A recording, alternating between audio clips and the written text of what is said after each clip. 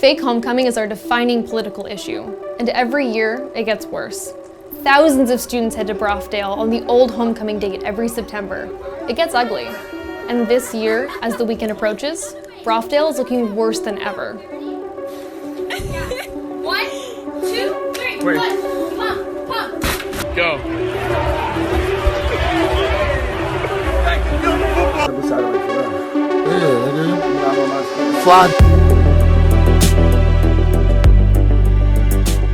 It's been 3 years since the first fake homecoming, and years of overwhelming crowds has made London and the university into an unlikely set of friends. They've tried every year to calm the party down, but fake homecoming has only grown. In 2016, the first fake homecoming, 10,000 people hit Brofdale Avenue. The next year, 11,000. And last year, it exploded. 20,000 people overwhelmed all the police the city could muster. It seems that everyone except students hates fake homecoming. The city, Western, the police. And for them, last year was the final straw.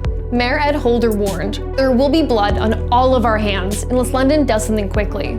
Then in January, he made a big announcement. The city will be teaming up with the student government, Western, and the police. They're called the Brofdale Task Force. And they've been busy. As students started planning parties and making Facebook events, the task force has already been cracking down on Brofdale.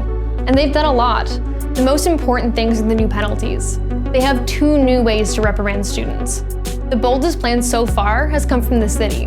Police have started fining students for hosting major house parties. The fines stretch into the thousands, and police have really been leaning on it.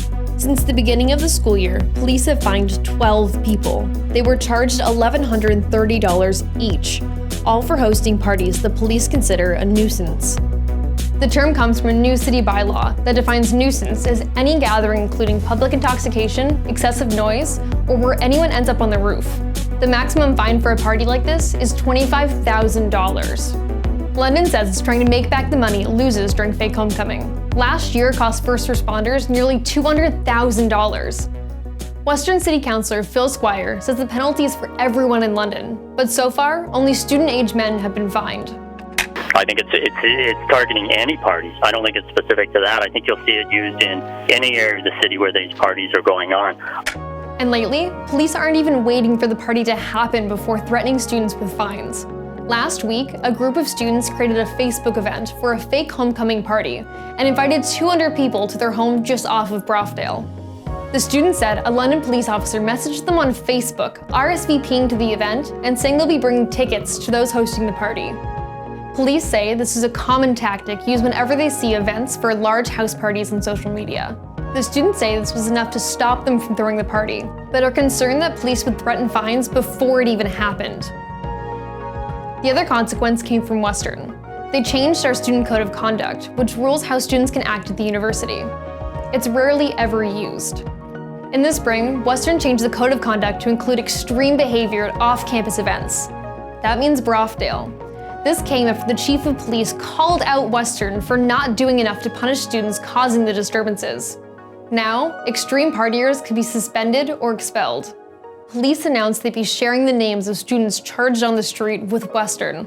The school could then decide to charge them with the code. This will not include municipal offenses like the nuisance parties, but will include provincial and federal, including drug trafficking, assault, and climbing onto roofs.